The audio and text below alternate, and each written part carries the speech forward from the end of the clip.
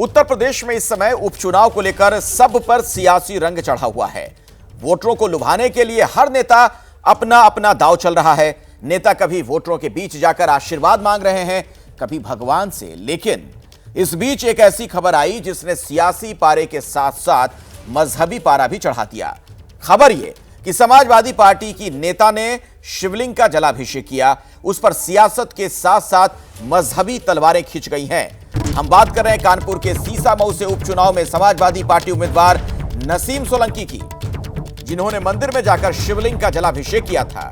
उस पर बवाल हो गया और इस वक्त का अपडेट यह है कि जिस मंदिर में जाकर नसीम सोलंकी ने जलाभिषेक किया था उसका शुद्धिकरण किया गया है। आपको यह बता दें कि इससे पहले नसीम के खिलाफ फतवा भी जारी हो चुका है। तस्वीरें कानपुर की सीसामऊ विधानसभा सीट से समाजवादी पार्टी की उम्मीदवार नसीम सोलंकी की हैं। कानपुर के प्रसिद्ध मंदिर में पूजा करने पहुंची, बवाल खड़ा हो गया। वीडियो में आप देख सकते हैं कि नसीम सोलंकी शिवलिंग का जलाभिषेक कर रही हैं। यह वीडियो सीसामऊ में प्रसिद्ध वनखंडेश्वर मंदिर का है। पूरे विधि विधान के साथ नसीम सोलंकी ने शिवलिंग का जलाभिषेक किया, महादेव से विजय का वरदान मांगा। लेकिन अब उनकी इसी शिव भक्ति पर मजहबी और सियासी संग्राम छिड़ गया है।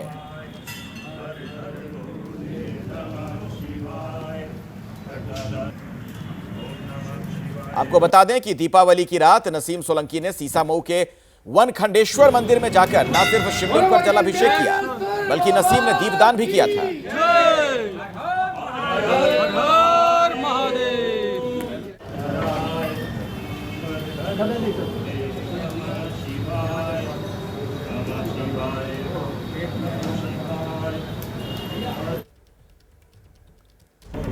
शिवलिंग पर जब जलाभिषेक कर रही थी नसीम सोलंकी, उस दौरान की तस्वीरें आप देख रहे हैं और अब इसी को लेकर बवाल हो गया है। तो उत्तर प्रदेश में जो उपचुनाव होने उससे पहले वहां की सियासी फिजा में किस किस तरीके के मुद्दे तैर रहे हैं उसका अंदाजा इस बात से भी आप लगा सकते हैं कि नसीम सोलंकी जो वहां पर जलाभिषेक करने पहुंची हैं, अब उसको लेकर भी जमकर राजनीति हो रही है। मंदिर में चूंकि वो पूजा करने के लिए पहुंची तो उनके खिलाफ फतवा भी जारी हो गया। उधर जो हिंदू पक्ष है वो वहां पर अब शुद्धिकरण कर रहा है। ऑल इंडिया मुस्लिम जमात ने फतवा जारी कर दिया। यानी दोनों तरफ से तलवारें खींची हुई नजर आ रही हैं। जब नसीम सोलंकी जलाभिषेक करने के लिए पहुंची थी मंदिर परिसर में, उस दौरान की तस्वीरें हम आपको दिखा रहे हैं।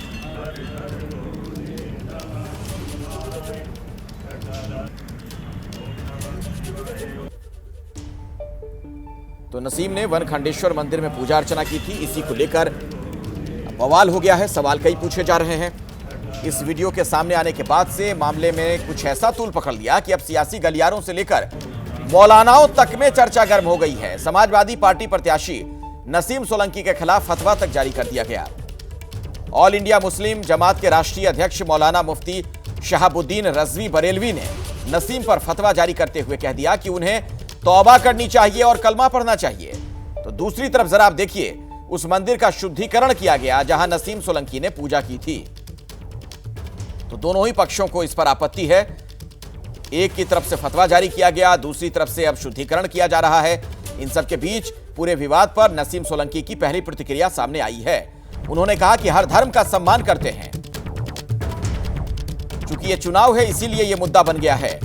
गुरुद्वारे भी गए, चर्च भी जाएंगे।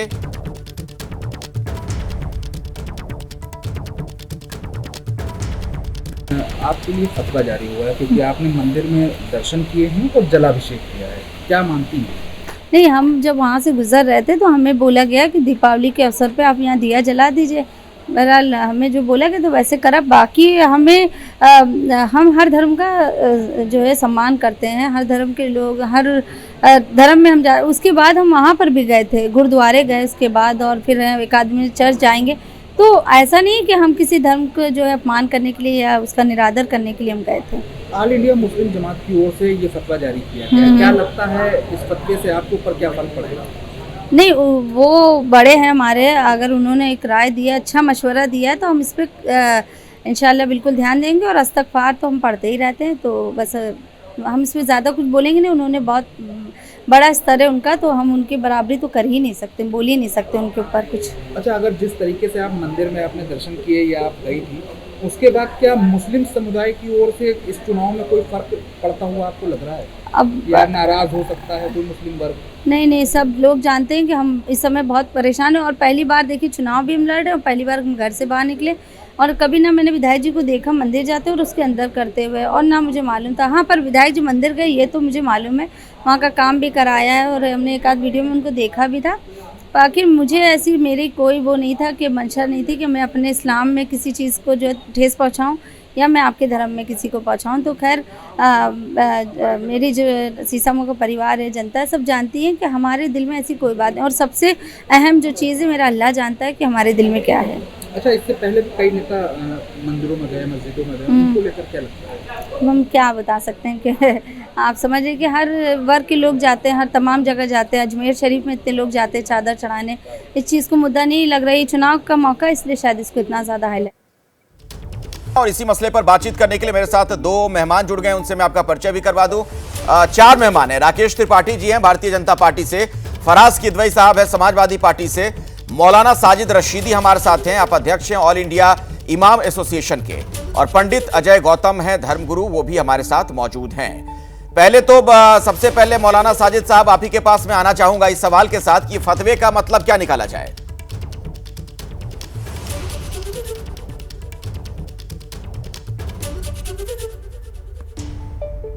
आप अनम्यूट करिए, आप जो कह रहे हैं हम सुन नहीं पा रहे हैं आपको, शायद आपने म्यूट कर रखा है। रशीदी जी,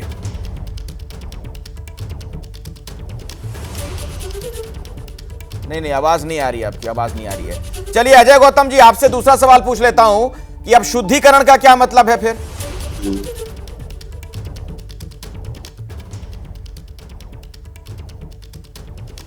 नहीं, देखिए, शुद्धिकरण की कोई बात ही नहीं है। और मैं तो कहता हूं कि आप मान के चलिए, इस्लाम, अगर कोई भी मुसलमान शिवलिंग पर जाता है, जल चढ़ाता है, बाकी की चीजें करता है, तो इससे इस्लाम मजबूत हो रहा है। क्योंकि उन्हीं क्या कहते हैं कि सुबह का भूला शाम को घर आ जाए, तो इसके अंदर कोई बुराई नहीं है। मैं तो जो इस्लाम के झंडा बरदार हैं मौलाना साहब से पूछना चाहता हूँ कि एक तरफ तो इस्लाम की इतनी बड़ी ताकत है कि बड़े से बड़े इस्लाम, अल्लाह की मर्जी के बिना पत्ता भी नहीं हिलता। अल्लाह ने ही सारी जो है कायनात बनाई है, तो अल्लाह चाहते थे, वो तभी तो शिवलिंग के अंदर गई है, वहां पर उसके अंदर रुद्राभिषेक करने। तो अल्लाह की नियत थी, अल्लाह की मर्जी थी, अल्लाह की सहमति शामिल थी। रशीदी जी को तो सलाह दे रहे हैं, सुन तो लीजिए मंदिर के अंदर। अजय गौतम जी सुन तो लीजिए, मैं कह रहा हूँ रशीदी जी को तो आप सलाह दे रहे हैं, लेकिन जो लोग शुद्धिकरण करते हुए नजर आ रहे हैं, वो वीडियो भी हम दर्शकों को दिखा रहे हैं, उनको भी तो कुछ बोलिए।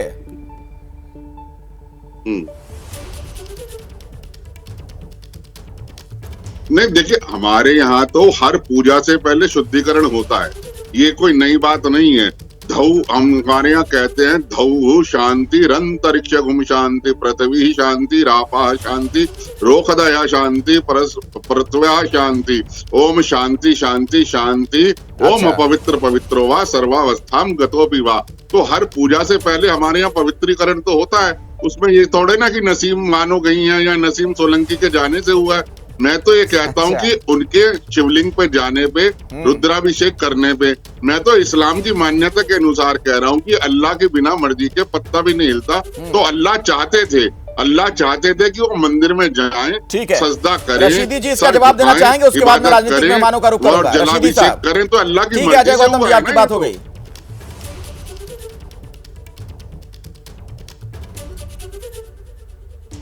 कुछ टेक्निकल दिक्कत आ गई, शायद रशीदी जी अब हमारे साथ हैं ही नहीं। ये सब जो हो रहा है, फराज किदवई साहब क्या समझ पा रहे हैं आप, किस ओर जा रही है राजनीति?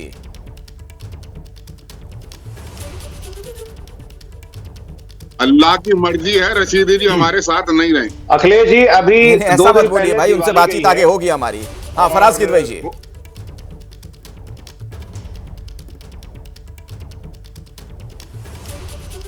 अखिलेश जी, अभी 2 दिन पहले दीपावली का पर्व बीता है, और भगवान राम जब राजगद्दी पर बैठे थे तो गोस्वामी तुलसीदास जी ने लिखा था, राम राज बैठे त्रिलोका, हर्षित बह गए सब शोका, बैरू न कर काहू सन कोई, राम प्रताप विषमता कोई। अब इसका मतलब आप लोग को तो पता होगा, मगर आपके दर्शकों के लिए बता दूं कि रामचंद्र जी जब गद्दी पर बैठते हैं तो तीनों लोग अत्यंत प्रसन्न हुए, और राम जी के प्रताप से सबके मनों के भेदभाव और कुटिलता नष्ट हो गई, अर्थात कोई किसी से बैर नहीं रखता था। अब आप देखिए कि इनके भारतीय जनता पार्टी के एक मंत्री हैं गिरिराज सिंह जी, वो बोलते हैं कि भारत में जो ट्रेन हादसे हो रहे हैं वो मुसलमानों की वजह से हो रहे हैं, लेकिन बैरू न कर काहू सन कोई, राम प्रताप विषमता कोई, इसके हिसाब से कोई किसी से बैर नहीं रखता था। तो भगवान राम के आदर्शों पर अगर कोई चल रहा है तो समाजवादी पार्टी चल रही है, और भारतीय जनता पार्टी उनके आदर्शों के बिल्कुल विपरीत चल रही है। अच्छा। अब आ जाते हैं अखिलेश जी, ये जो अभी नसीम जी गई थी मंदिर में और उसके बाद का जो आपने बताई दो चार चीजें, देखिए भारतीय जनता पार्टी और आरएसएस की हमेशा से ये कोशिश रही है कि मुसलमान को तो चलिए आप एक किनारे रख दीजिए, लेकिन एससी एसटी और ओबीसी को भी इन्होंने मंदिरों में जाने से रोका। अगर ऐसा नहीं था तो बाबा साहब डॉक्टर भीमराव अंबेडकर ना तो महाड़ आंदोलन करते और ना ही कलराम टेम्पल का कोई सत्याग्रह करते। तो भारतीय जनता पार्टी और आरएसएस का इतिहास ही पुराना है। अब हमारे मुख्यमंत्री जननायक मंदिर में जाने से कहां रोका गया है? नसीम जी जाके वहां पूजा कर रही हैं। तो उत्तर प्रदेश में तो बीजेपी की सरकार है, आप कह रहे हैं मंदिर में जाने से रोका गया, कहां रोका गया है?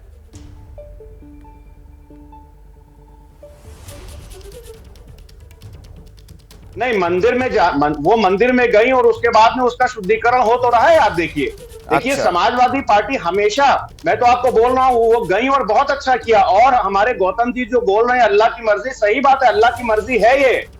इस्लाम ये कहता है कि सारे धर्मों की इज्जत करो और आपस में मिलजुल करके रहो। तो मैं तो गौतम जी की बात से सहमत हूं। कितनी अच्छी बात ये कह रहे हैं फराज किदवई जी, राकेश त्रिपाठी जी, कि आपस में सबको मिलजुल कर रहना चाहिए। क्या दिक्कत है भाई इसमें? आप मुस्कुरा रहे हैं इतनी देर से राकेश त्रिपाठी जी।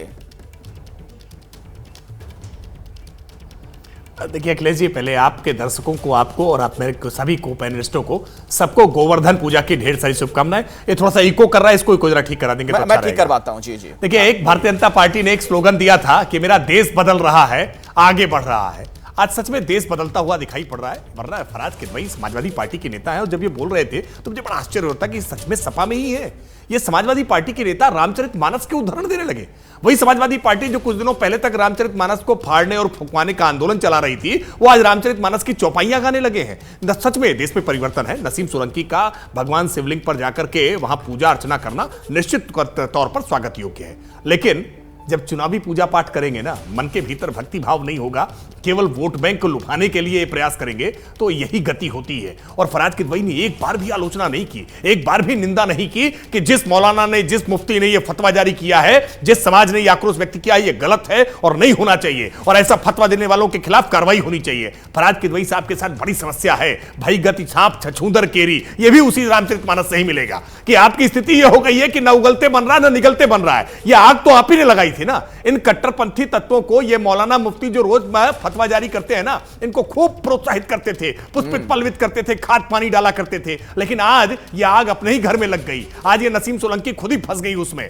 अब सच बात यह है कि इस तरह के जो भी कट्टरपंथी तत्व हैं, जो मजहब के आधार पर भेदभाव करते हैं, जो हम लोगों की साझा संस्कृति, साझा विरासत में खलल डालने का काम करते हैं, वो एक नए दिन अपने जाल में खुद ही फंस जाते हैं। आप पूजा भक्ति, आपके अंदर भाव हो, भक्ति भाव हो, तो बिना चुनाव के भी मंदिर जाना चाहिए। और अब तक मैं जवाब लेता हूं, फराज किदवई जी, अखिलेश यादव गए नहीं। हाँ। जो वास्तविकता में हिंदू धर्म में जिन्होंने जन्म लिया वो दर्शन करने नहीं जा रहे हैं, लेकिन नसीम सोलंकी जिनका हिंदू धर्म में कोई आस्था नहीं है, वो केवल वोट पाने के लिए भगवान शिवलिंग पर अगर जाकर के जलाभिषेक करने का काम करेंगे ना, तो इसी तरह से न हिंदुओं की रह जाएंगी न मुसलमानों की रह जाएंगी। ठीक है फराज किदवई जी, ये चुनावी पूजा है, और दूसरी बात, जो लोग फतवा जारी कर रहे हैं उनके लिए भी तो कुछ बोल दीजिए।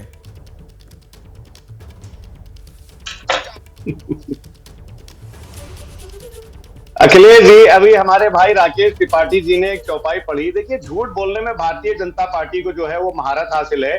गोस्वामी तुलसीदास का फिर मैं जिक्र करूंगा, वो बोलते हैं झूठा ही लेना, झूठा ही देना, झूठा ही भोजन, झूठ चबेना। तो भारतीय जनता पार्टी जो है सुबह से लेकर के रात तक और झूठ के सिवा कुछ बोलती नहीं है। अब आप देखिए कि इनका किस तरह से ये दलितों और पिछड़ों और अल्पसंख्यकों के खिलाफ है। मैं राकेश भाई से पूछना चाहता हूं, भंवर मेघवंशी जी का नाम तो आपको पता ही होगा। भंवर मेघवंशी जी आरएसएस के एक बहुत बड़े कार्यकर्ता थे, अभिषेक जी, और आरएसएस के बहुत बड़े पदाधिकारी थे। जब उनके घर में एक बार डिनर ऑर्गेनाइज हुआ और आरएसएस के लोग उनके यहाँ खाने पहुंचे, और जब उनको पता चला कि ये दलित हैं तो आरएसएस के लोगों ने खाना खाने से मना कर दिया और बहाना ये बनाया कि साहब आप ये खाना पैक कर दीजिए, हम रास्ते में खाएंगे, और बाद में उस खाने को फेंक दिया गया। ये हिस्टोरिकल फैक्ट है, आप जाइएगा अभी गूगल में चेक कर लीजिएगा, अपनी रिसर्च टीम से बोलिएगा चेक कर ले, और जो है फतवे वाला सवाल रह गया। तो आज की तारीख में जिस तरह से फराज किदवई साहब, फतवा अभिषेक जी गलत है। अभिषेक जी गलत है। अभिषेक जी, इस्लाम बोलता है कि हर मजहब की इज्जत करनी चाहिए, और कभी किसी भी मजहब के बारे में मुझे नहीं लगता कि कोई भी गलत बात होनी चाहिए, और मैं पूरी जिम्मेदारी से ये बोल रहा हूँ। ठीक है, तो साजिद रशीदी जी, मानसिकता मौलाना साजिद रशीदी, अगर आप मुझे सुन पा रहे हो, आपकी आवाज ठीक हो गई सर? जरा कुछ बोल तो दीजिए, आपकी आवाज आ रही कि नहीं, सब पता चल रहा है। हाँ ठीक है, आवाज आ रही है। फतवे पे क्या कहेंगे आप? फतवा क्यों जारी किया गया? देखिए, मैं आपसे ये कहना चाहता हूं कि ये देश फतवों से नहीं चलता मेरे भाई, शरीयत से नहीं चलता है। ये देश संविधान से चलता है, और संविधान ये कहता है मेरे देश का कि कोई आदमी कुछ भी करे उसको डंडा लेकर नहीं रोक सकते आप। शरीयत अपनी जगह है, जिसने जो जैसा किया वो वैसा भरेगा। रही बात फतवे की, जो लोग फतवा दे रहे हैं, आप उनसे पूछिए जिसने फतवा दिया है, क्या आप अधिकृत हैं फतवा देने के लिए? वो मुफ्ती है ही नहीं वो आदमी। एक बयान जारी कर दिया, जैसे नसीम सोलंकी ने एक सियासी पूजा कर ली। अभी राकेश भाई ने बहुत अच्छी बात कही, इन्होंने कहा कि साहब ये तो सियासी पूजा है, भाव से नहीं है। बहुत अच्छी बात है, इस पर तो फतवा लगता ही नहीं है। सियासी भाव की पूजा पर, इस पर कहाँ फतवा लगता है? अगर सियासी पूजा कोई आदमी करता है उस पर फतवा जारी नहीं होता। राकेश भाई ने सबको ही नकार दिया। ये अच्छी बात है कि सियासी भाव से लोग मस्जिद भी चले जाते हैं। हमारे नरेंद्र मोदी जी मस्जिद घूमे, आपको तो पता ही होगा, दुबई में जाकर, वो भी हिंदुस्तान की मस्जिद में अगर नहीं गए, तो लेकिन दुबई में सोलंकी ने ठीक किया ना, जलाभिषेक करने गई। आपको कोई आपत्ति तो नहीं है इस पे रशीदी साहब? नहीं, देखिए, मैं फिर कह रहा हूं आपसे कि एक तो फतवा देने वाला अधिकृत नहीं है, दूसरे इस फतवे के इस माना इसलिए नहीं है क्योंकि देश शरीयत से नहीं चलता। हर बात पे फतवा लेकर आएंगे, भाई कौन क्या कर रहा है। अरे भाई, आप संविधान को भी तो देखिए, संविधान क्या कहता है। बताइए अजय गौतम जी, संविधान का अनुपालन करने वाले रशीदी साहब को लेकर आपने क्या क्या नहीं कह दिया था अभी?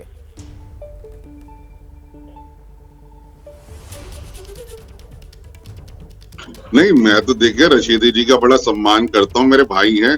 ये दिवाली मुझे विश करते हैं, मैं इन्हें ईद विश करता हूँ। इससे बढ़िया क्या बात होगी? ये मेरी बात सुनते हैं, मैं इनकी बात कहता हूँ। मैंने इतना ही तो कहा, अल्लाह पाक की मर्जी थी तभी तो वो गई। बिना अल्लाह की मर्जी के तो पत्ता नहीं हिलता इस सल्तनत के अंदर।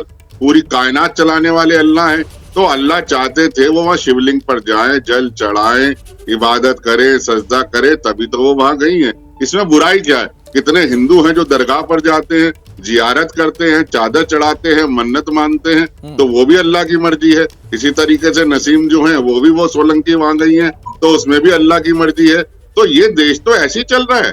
यहाँ तो अमीर खुसरो जो थे, उन्होंने देखिए कितनी सुंदर सुंदर जो है कृष्ण भक्ति गाई है।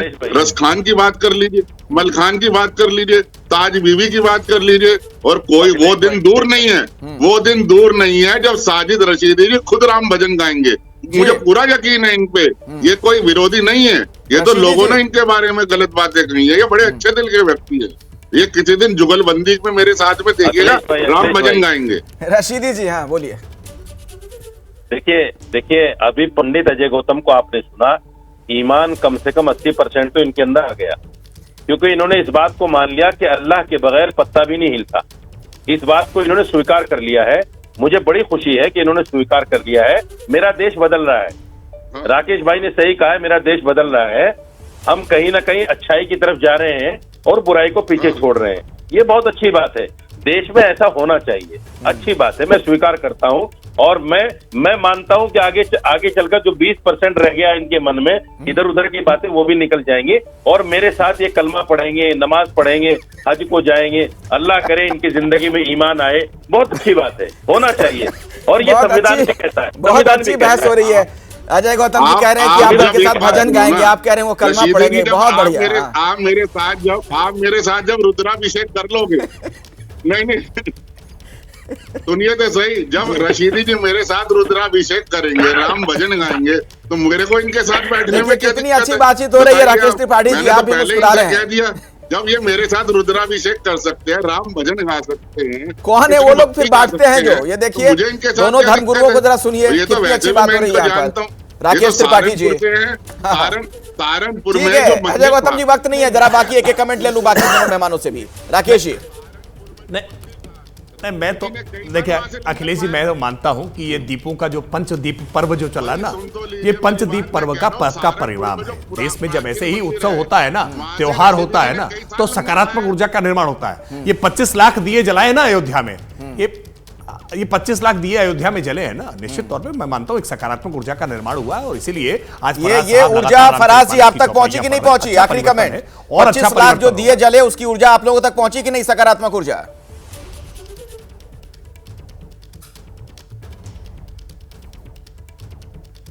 अखिलेश जी, ये सकारात्मक ऊर्जा जो है हम लोगों के पास पीढ़ियों दर पीढ़ियों से है, लेकिन भारतीय जनता पार्टी इस ऊर्जा से महरूम है। लेकिन आज मुझे एक बड़ा दुख हो रहा है हमारे राकेश भाई के ऊपर। ये बड़े अच्छे आदमी, मेरे बड़े अच्छे मित्र हैं, लेकिन अब भारतीय जनता पार्टी जो है कहीं इनके ऊपर एक्शन ना ले ले, क्योंकि इन्होंने बोला कि साझा संस्कृति। अरे भारतीय जनता पार्टी और आरएसएस टीवी चैनल पर बैठ करके बोलती कि वो साझा संस्कृति को नहीं मानती है, तो ये तो इन्होंने रिस्क ले लिया कहीं इनके ऊपर बेचारे के ऊपर कोई कार्रवाई ना हो जाए। लेकिन अगर कोई कार्रवाई हुई तो हमारा दिल बहुत बड़ा है, हम आपको कहीं ना कहीं सपोर्ट करने के लिए राकेश भाई खड़े हुए हैं। आप बहुत चलिए, आपने बड़ा दिल दिखाया, बड़ी अच्छी बात है। राजनीति में बहुत कम लोग बड़ा दिल दिखाते हैं। फिलहाल इसी नोट के साथ मैं बहस को यहां समाप्त करना चाहूंगा, वक्त नहीं है मेरे पास। राकेश त्रिपाठी जी, फराज किदवई जी, मौलाना साजिद रशीदी साहब और अजय गौतम जी, आप सभी का धन्यवाद। अभी एक बड़ी खबर आ रही है, अरविंद सावंत ने शाइना एनसी से मांगी है माफी। विवादित बयान पर अरविंद सावंत ने माफी मांगी। दरअसल कल शाइना एनसी पर उन्होंने विवादित टिप्पणी कर दी थी। शिवसेना यूबीटी के नेता हैं अरविंद सावंत, यानी उद्धव ठाकरे वाले गुट के नेता हैं। उन्होंने इंपोर्टेड माल ये शब्द इस्तेमाल किया था, जिसको लेकर शाइना एनसी का कहना था कि ये आपत्तिजनक है, महिलाओं का अपमान किया गया है, इस तरह की भाषा जो है अभद्र भाषा है। इसी पर उन्होंने माफी मांगी अरविंद सावंत ने। उन्होंने कहा कि अगर किसी को ठेस पहुंची है मेरी इस बात से तो मैं माफी मांगता हूं। तो विवादित बयान और ये पूरा मामला राजनीतिक रंग लेने लग गया था। जिस तरीके से इस पर कई तरीके के बयान आने लगे, कई टिप्पणियां आने लगी थी, प्रतिक्रियाएं आने लगी थी। अब अरविंद सावंत ने माफी मांग ली है, उन्होंने शाइना एनसी से माफी मांगी। हालांकि पहले भी उनका एक बयान सामने आया था जिसमें वो कह रहे थे कि मेरे पूरे बयान को अगर आप ध्यान से सुने तो उसका यह मतलब नहीं निकलेगा जो बातें कही जा रही हैं। इंपोर्टेड माल उन्होंने जो शब्द इस्तेमाल किया था उसको लेकर शाइना एनसी ने आपत्ति जाहिर की थी। यहां तक कि एफआईआर उनके खिलाफ दर्ज करवा दी गई। अगर किसी को ठेस पहुंची है तो मैं माफी मांगता हूं, अब ये कह रहे हैं अरविंद सावंत। शिवसेना में जो उद्धव गुट है उसके नेता है अरविंद सावंत। पिछले एक दिन से बड़ा माहौल भारतवर्ष में मचाया जा रहा है कि अरविंद सावंत जी ने किसी महिलाओं का अपमान किया। जिंदगी में नहीं किया, 55 साल राजनीति में हूँ। अगर हुआ तो मैं उल्टा अग्रणी रहा हूँ उनको सम्मानित करने में।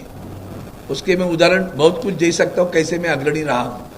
लेकिन दूसरी तरफ मैं इतना ही कह सकता हूँ, जिस तरह से जो वक्तव्य हुआ वो वक्तव्य को उसका अलग अर्थ लगाकर जानबूझकर मुझे टारगेट किया जा रहा है, वो मुझे खेद लगता है, दुख लगता है। लेकिन फिर भी मेरे वक्तव्य से किसी को मन को ठेस पहुंची होगी तो मैं दिलगिरी व्यक्त करता हूं। जब सिस्टम ही बीमार पड़ जाए तो आम जनता तो लाचार ही रहेगी। स्वास्थ्य व्यवस्था और व्यवस्था को चलाने वाली सरकार की पोल खोलने वाली 3 तस्वीरें सामने आई हैं जो न सिर्फ मानवता को शर्मसार करने वाली हैं, ये सवाल भी उठा रही हैं कि आखिर बीमार अस्पताल का इलाज कौन करेगा। राजस्थान के जोधपुर में लैब टेक्नीशियन नहीं था तो सरकारी अस्पताल में नर्सिंग कर्मचारी ने इंटरनेट देखकर ईसीजी कर दिया। मानवता को शर्मसार करने वाली दूसरी तस्वीर मध्य प्रदेश के डिंडोरी की है, जहां अस्पताल में एक महिला की मौत के बाद उनकी गर्भवती पत्नी से अस्पताल के बेड की सफाई करवाई गई। और तीसरी तस्वीर बिहार के नालंदा की है, जहां एम्बुलेंस की हड़ताल की वजह से एक बुजुर्ग को 90 साल की अपनी पत्नी को करीब 2 किलोमीटर तक कंधे पर ले जाना पड़ा। ये तीनों तस्वीरें पूरे सिस्टम पर सवाल खड़े करती हैं। सरकारें जो कि बड़ी बड़ी बातें करती हैं, बड़े बड़े दावे किए जाते हैं, हकीकत क्या है आप देखिए जरा। एक आम आदमी जिसके पास पैसा नहीं, जो गरीब है, उसकी स्थिति, जोधपुर की तस्वीर हो, मध्य प्रदेश का हाल हो, बिहार का हाल हो, तकरीबन एक जैसे हालात। स्वास्थ्य व्यवस्था की पोल खोलने वाली इन तस्वीरों पर बात करने के लिए हमारे साथ जयपुर से मनीष शर्मा मौजूद हैं। भोपाल भी आपको लिए चलेंगे नितिन ठाकुर के पास, और पटना से शशांक हमारे साथ जुड़े हुए हैं, इनसे बात करेंगे। लेकिन सबसे पहले विस्तार से आपको हर खबर दिखा देते हैं। खबर को देखिए, समझिए, और सबसे पहले विस्तार से आपको हम राजस्थान के जोधपुर की खबर दिखाएंगे। जोधपुर में पावटा के जिला अस्पताल का एक वीडियो वायरल हो रहा है, जिसमें एक कर्मचारी मोबाइल पर यूट्यूब का वीडियो देखकर ईसीजी कर रहा है। और हैरानी की बात तो जरा आप देखिए, ईसीजी करने वाला कोई लैब टेक्नीशियन नहीं, और यह भी मान रहा है कि उसने कभी ईसीजी नहीं की। अब आप सोचिए कि जिन्हें दिल की बीमारी होती है, उसकी जांच के लिए टेस्ट किया जाता है। अगर इस टेस्ट को कोई ऐसा आदमी करे जिसे इसके बारे में कुछ भी पता नहीं, वो कितना खतरनाक है। क्या फाइंडिंग आएगी, क्या रिजल्ट आएगा, क्या परिणाम आएगा, और उसके बाद फिर इलाज क्या होगा। ये तस्वीरें वाकई बहुत हैरान करती हैं। ये जोधपुर का हाल है, वहां का जिला अस्पताल, वहां की स्थिति आप जरा देखिए। एक शख्स मोबाइल पर वीडियो देखता है और इंटरनेट पर जो कुछ देखता है, उसे देखकर वहां पर मरीज की जान से खिलवाड़ करता हुआ नजर आया। यूट्यूब देखकर ईसीजी का ज्ञान लेता है ये शख्स। ये कोई लैब टेक्नीशियन नहीं है, इसे कुछ भी नहीं पता इस चीज के बारे में, एबीसीडी नहीं जानता। लेकिन आप देखिए जरा किस तरीके से वहां पर ये ईसीजी करता हुआ दिखा है। अब जब इस तरीके का कोई व्यक्ति ईसीजी करेगा तो फिर उसके नतीजे क्या आएंगे, क्या फाइंडिंग होगी और फिर क्या इलाज होगा, आप अनुमान लगा सकते हैं। कभी ईसीजी करी क्या? मैंने ईसीजी नहीं की और ना मैं लैब टेक्नीशियन हूँ। हाँ, तो फिर कैसे कर रहे हो ये लापरवाही? लैब टेक्नीशियन हूँ नहीं, मैं तो खुला के रहा हूँ, मैं लैब टेक्नीशियन। फिर कर क्यों रहे हो? कोई है नहीं, क्या करे। कभी ईसीजी करी क्या? हाँ, मैंने। हॉस्पिटल का जो मैनेजमेंट है, यानी अस्पताल का प्रबंधन, वो गंभीर सवालों के घेरे में है। अस्पताल के अधीक्षक भी ये मान रहे हैं कि उस कर्मचारी ने ईसीजी, वो जिस कर्मचारी ने ईसीजी की, उसके पास इसके लिए कोई ट्रेनिंग नहीं थी।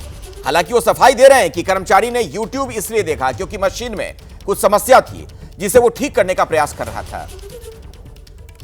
ईसीजी करने वाले टेक्नीशियन थे, उनके हस्बैंड की अचानक तबीयत खराब हो गई तो वो ड्यूटी पे नहीं आए, उन्होंने छुट्टी ली। नर्सिंग स्टाफ बुला के ईसीजी के लिए नीचे लगाए थे। वो नर्सिंग स्टाफ ईसीजी कर रहे थे, गलती से कमरा का दरवाज़ा जो है ईसीजी रूम वो खुला रह गया, तो साथ वाला आदमी अंदर घुस गया, उसके बाद वाला, और कोई किसी वो वीडियो बनाने लग गया। जबकि वो ईसीजी जब नर्सिंग स्टाफ कर रहा था तो उसको ईसीजी करते बटन दबाने पे प्रिंट नहीं आ रहा था, तो वो ग्लिच दूर हो देख के उसने सेटिंग सही की तो प्रिंट आ गया। तो 3 मिनट में उसने उसको वो दे दिया।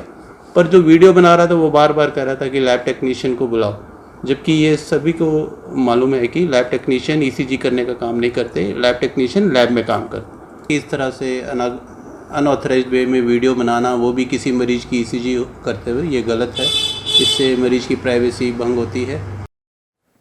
तो अपने बचाव में किस तरीके से तर्क गढ़े जा रहे हैं वो भी आपने सुन लिया। मेरे साथ मेरे वरिष्ठ सहयोगी मनीष शर्मा जयपुर से इस वक्त मौजूद हैं, सीधे उन्हीं के पास मैं आपको लिए चलता हूं।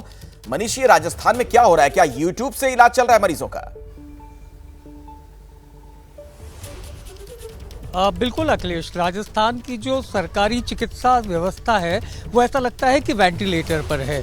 जहां पर जिस व्यक्ति को जो काम ट्रेनिंग के बाद करना चाहिए वो व्यक्ति वो काम नहीं करता, उसकी जगह दूसरे करते हैं। कुछ दिन पहले याद होगा अखिलेश, जयपुर के जयपुरिया हॉस्पिटल में जो सुपरिटेंडेंट के ड्राइवर थे वो मरीजों को इंजेक्शन लगा रहे थे, उनको दवाई दे रहे थे, उनका ब्लड प्रेशर जो है उसका मेजरमेंट कर रहे थे। अब जिला पावटा अस्पताल जोधपुर का जो इतना बड़ा अस्पताल है, वहाँ पर ईसीजी करने का काम अगर कोई नर्सिंग कर्मी अगर वो कर डालता है तो आप अंदाज़ा लगाइए एक मरीज को लेकर के अस्पताल कितना संवेदनशील है। अगर ईसीजी करने वाला उपलब्ध नहीं था तो कह देते बाहर से हो सकती थी, लेकिन एक व्यक्ति जिसने कभी ईसीजी मशीन को हैंडल ही नहीं किया वो इकोकार्डियोग्राम रिपोर्ट दे रहा है और सबसे अहम बात कि लाइन ऑफ ट्रीटमेंट ईसीजी के बाद तय होती है। ये तय होता है कि इस मरीज की हृदय की धड़कनों में किस तरीके का बदलाव होता है। तो अगर आप बेसिक रिपोर्ट को ही किसी नौसिखिए से बनवा देंगे तो सोचिए आने वाले डॉक्टर जो है उसका क्या इलाज करेंगे। तो ऐसा लगता है कि राजस्थान के चिकित्सा मंत्री गजेंद्र सिंह खीवसर को ये बात समझनी होगी कि किस तरीके से राजस्थान की चिकित्सा व्यवस्था को बदला जाए, खासतौर पर जो बार बार ऐसी घटनाएं आ रही हैं कि नौसिखिए लोग मरीजों के साथ, उनकी सेहत के साथ खिलवाड़ करते हैं। ऐसे लोगों के खिलाफ कड़ी कार्रवाई करनी चाहिए। बल्कि अधीक्षक पूरे मामले में की जिम्मेदारी तय हो, जवाबदेही तय हो। धन्यवाद इस जानकारी के लिए आपका। अगली खबर दर्शकों तक मैं पहुंचाना चाहूंगा। देखिए, जमीन विवाद में मध्य प्रदेश के डिंडोरी में स्वास्थ्य विभाग का बिल्कुल अमानवीय चेहरा सामने आया। पति की मौत के बाद उसकी गर्भवती पत्नी से अस्पताल के बेड की साफ सफाई करवाई गई। जमीन विवाद में हमले के बाद शिवराज नाम का युवक जख्मी हो गया था। इलाज के लिए उसे स्वास्थ्य केंद्र में लाया गया, यहां उनकी मौत हो गई। इसके बाद स्वास्थ्य केंद्र के कर्मचारियों ने जो किया उसका वीडियो वायरल हो गया है। देखिए तस्वीरें। जिस बेड पर पति की मौत हुई उस बेड को उसकी पत्नी से साफ करवाया गया। वीडियो वायरल होने के बाद स्वास्थ्य केंद्र के कर्मचारियों को नोटिस भेजकर अब जवाब मांगा गया है। मेरे साथ नितिन ठाकुर हमारे सहयोगी जुड़ रहे हैं, उनके पास सीधे मैं आपको लिए चलता हूं। नितिन, वाकई में ये तो अमानवीयता की भी इंतहा आप कह लीजिए, जिस पर इतनी बड़ी विपदा पड़ी है, जिसके पति की मौत हो गई, देहांत हो गया और उसकी पत्नी से इस तरीके से वहां सफाई करवाई गई।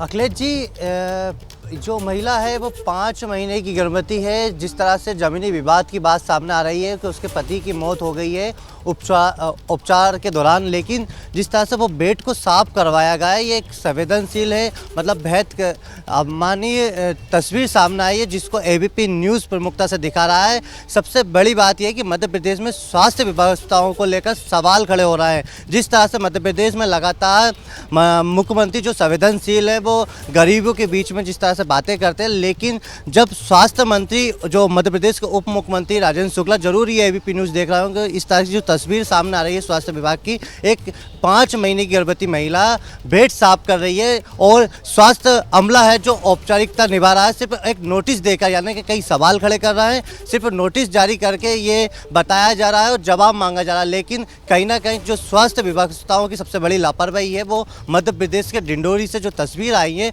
वो दिखाई दे रही है।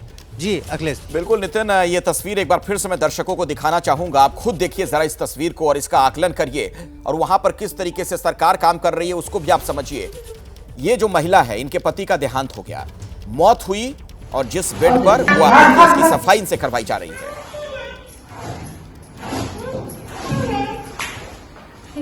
तो संवेदनहीनता की इंतहा। और अगली खबर अब बिहार से है। बीमार अस्पताल की तीसरी खबर, ये बिहार के नालंदा से। एक तरफ गरीबी, दूसरी तरफ सिस्टम की मार। एम्बुलेंस की हड़ताल की वजह से एक बुजुर्ग को अपनी पत्नी को कंधे पर ले जाना पड़ा और करीब 2 किलोमीटर तक अस्पताल से बस स्टैंड तक बुजुर्ग अपनी पत्नी को कंधे पर ले जाने को मजबूर रहे। ये देखिए तस्वीर। अस्पताल में एम्बुलेंस खड़ी रही लेकिन उनकी मदद नहीं उन्हें मिल पाई किसी तरह की, और वजह यह कि एम्बुलेंस की हड़ताल थी। उनके पास पैसे नहीं थे कि वो कोई प्राइवेट गाड़ी भाड़े पर ले पाते, इसीलिए पैदल ही बीमार पत्नी को कंधे पर ले जाना पड़ा उन्हें। अस्पताल प्रबंधन का कहना है कि जब एम्बुलेंस चालक हड़ताल पर हैं तो कोई उन्हें कैसे पहुंचाता। तो सवाल तो यह है कि आखिर क्यों हड़ताल पर थे ये एम्बुलेंस कर्मचारी? क्या उसके लिए समानांतर में कोई वैकल्पिक व्यवस्था नहीं की गई? इस तरह की सुविधा जिसका सीधा संबंध जीवन मरण से हो, वहां पर इस तरीके से हड़ताल का मतलब क्या? हड़ताल रहे कारण क्या दिक्कत हो रहा है? गोद में ले जा रहा है मैडम को। कहाँ ले जा रहे हैं? वो ले जा रहे हैं बस स्टैंड ले जा रहे हैं। कहाँ ले जाना है वहाँ से? वहाँ से ले जाना सरमेरा। सरमेरा ले जाना है। तो यहाँ से कितना दूर है बस स्टैंड? बस स्टैंड यहाँ से लगभग 2 किलोमीटर से ऊपर है। आपके पीछे एम्बुलेंस लगा हुआ है नहीं? हाँ, हड़ताल पे। हड़ताल, अच्छा दिक्कत हो रहा है हड़ताल रहने के कारण? दिक्कत नहीं होगा, तो बिना साधन के दिक्कत तो होगा। सोचिए इस गरीब की बेबसी के बारे में। मैं सीधे आपको लिए चलता हूं। हमारे साथ शशांक मेरे सहयोगी इस वक्त मौजूद हैं। शशांक, ये कोई पहली तस्वीर बिहार की नहीं है, इसके पहले भी कई दफे हम लोग इस तरह के वीडियोस दिखा चुके हैं। गया वाली तस्वीर बहुत वायरल हुई थी, एम्बुलेंस ना होने की वजह से ठेले पर लोग ले जाते दिखते हैं मरीजों को। और ये नालंदा, ये तो मुख्यमंत्री जी का गृह जिला है। बिल्कुल, नालंदा की एक खबर है और ये गृह जिला है सीएम नीतीश का। और आपको बता दूं, हड़ताल जिले की स्वास्थ्य सेवाओं पर गंभीर प्रभाव डाल सकती है। 102 एम्बुलेंस सेवा ग्रामीण क्षेत्र के लोगों के लिए जीवन रेखा की तरह है, लेकिन जो एम्बुलेंस कर्मी है वो अनिश्चितकालीन हड़ताल पे चले गए हैं और उन लोगों का कहना है कि जब तक हम लोगों की मांगें पूरी नहीं होंगी हम लोग हड़ताल पे रहेंगे। इन लोगों का कहना है कि 2 महीने से हम लोगों को सैलरी नहीं मिली है, जबकि 8 घंटे की शिफ्ट होती है, हम लोग 12-12 घंटे ड्यूटी करते हैं। 4 महीने से ईपीएफ का भुगतान नहीं हुआ है। तो ये लोग चाह रहे हैं कि इनकी ये जो डिमांड है इसको जो है वो पूरा किया जाए। और मैं आपको बता दूं, संख्या जो है जो कर्मी हड़ताल पर है उनकी 100 से अधिक है। इस कारण जो गरीब तबका है उसको बहुत ज़्यादा परेशानी हो रही है। मरीज और परिजन इधर से उधर भटक रहे हैं और जो ऑटो वाले हैं या जो प्राइवेट गाड़ी वाले हैं वो लोग मनमाना किराया वसूल रहे हैं। पैसा है नहीं गरीब लोगों के पास देने के लिए। तो अब सीएम नीतीश क्या खुद इस मामले पर कुछ एक्शन लेते हैं? हड़ताल कब खत्म होगा ये देखना होगा। चलिए, शुक्रिया इस जानकारी के लिए शशांक आपका। और एक बार फिर से मैं दर्शकों को ये तीनों तस्वीरें एक साथ दिखाना चाहूंगा। इसे आप देखिए और समझिए कि जो सरकारी सिस्टम है, सरकारी अमला है, वो क्या काम कर रहा है। जोधपुर हो, डिंडोरी हो मध्य प्रदेश का, या फिर बिहार में नालंदा हो, बेबस है इंसान जिसके पास पैसे नहीं है, जो गरीब है। सरकारी अस्पतालों में जब वो जाता है तो किस तरीके के हालात से उसे दो चार होना पड़ता है, देखिए जरा आप। और जम्मू कश्मीर से अभी की बड़ी खबर, श्रीनगर के खान्यार में आतंकियों के साथ मुठभेड़ जारी है। एक आतंकी के मारे जाने की खबर मिल रही है। एक ताजा जानकारी आपको दे दें, बड़ा अपडेट। एक आतंकवादी को मार गिराया गया है। श्रीनगर में सेना का एक जवान भी घायल हुआ है। तो 2 से 3 आतंकवादी इस इलाके में छिपे हो सकते हैं, इस तरह की आशंका थी और कड़ी कार्रवाई की गई है। और इस बीच एक अपडेट आपको दे दें, एक जवान भी इसमें एनकाउंटर के दौरान घायल हुए हैं। उन्हें फौरन इलाज के लिए अस्पताल ले जाया गया है। आइए सीधे मैं आपको लिए चलता हूं आसिफ कुरैशी के पास। अभी क्या ताजा जानकारी आसिफ मिल पा रही है? अखिलेश, देखिए, जिस एनकाउंटर साइट पे हम हैं इस समय यहाँ से हमको हटाया जा रहा है। पुलिस की तरफ से मीडिया को दूर करने की यहाँ पे कोशिश हो रही है। मैं दिखा सकता हूँ कि यहाँ पे जितने भी मीडिया कर्मी मौजूद थे, पुलिस यहाँ पे आके हमको यहाँ से पीछे हटने के लिए कह रही है। अभी तक जो जानकारी है, आपसे थोड़ी देर पहले एक ग्रेनेड फट गया है जिसमें एक सीआरपीएफ का जवान जो है वो जख्मी हुआ है। अभी भी फायरिंग की आवाज़ आपको सुनाई दे रही होगी, फायरिंग हो रही है, जो यानी ऑपरेशन अभी भी जारी है। लगातार गोलियों की गनगरज और ये एक धमाका और हुआ, धमाकों की आवाज़ यहाँ पे हमको सुनाई दे रही है। चूंकि ये जो रोड है केवल ट्रैफिक के लिए बंद कर दिया गया है और जो सिविलियंस की मूवमेंट है यानी जो लोगों की आवाजाही है वो यहाँ से चल रही है।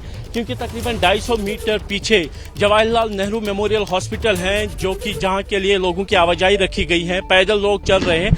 लेकिन चूंकि यहाँ पे आसपास के इलाके के कई लोग हैं, स्थानीय लोग भी हैं, वो भी आगे हैं, तो उसी वजह से पुलिस यहाँ से उनको बाहर निकाल रही है। लेकिन उसके साथ साथ अब मीडिया को भी इस इलाके से बाहर जाने के लिए कहा जा रहा है। लेकिन कुल मिला के देखें तो जो मुठभेड़ है अभी भी जारी है। किसी भी मिलिटेंट के आधिकारिक तौर पर मारे जाने की खबर नहीं है, लेकिन एक मिलिटेंट सूत्रों के अनुसार जो है उसको टारगेट किया गया है, निशाना किया गया है। जबकि अन्य के खिलाफ अभी भी ऑपरेशन जो है अखिलेश जारी है। उसके साथ साथ दक्षिण कश्मीर के अनंतनाग की बात करें तो वहां पे भी ऑपरेशन जारी है। इस ऑपरेशन में सेना ने शांगस के पहाड़ी इलाके में जंगलों में 2 मिलिटेंट्स को मार गिराया है, जबकि एक मिलिटेंट जो है भाग निकलने में कामयाब रहा है और उसको भी तलाश करने के लिए यहाँ पे सर्च ऑपरेशन चलाया जा रहा है। लेकिन कुल मिला के अगर देखें तो यहाँ पे आप देख सकते हैं कि जो पुलिस की तरफ से है इस पूरे इलाके को खाली किया जा रहा है, यहाँ से लोगों को हटाया जा रहा है, मीडिया कर्मियों को हटाया जा रहा है। जी, आप नजर बनाकर रखिएगा इस खबर पर। जैसे ही कुछ अपडेट होगा मैं दोबारा लौटूंगा आपके पास।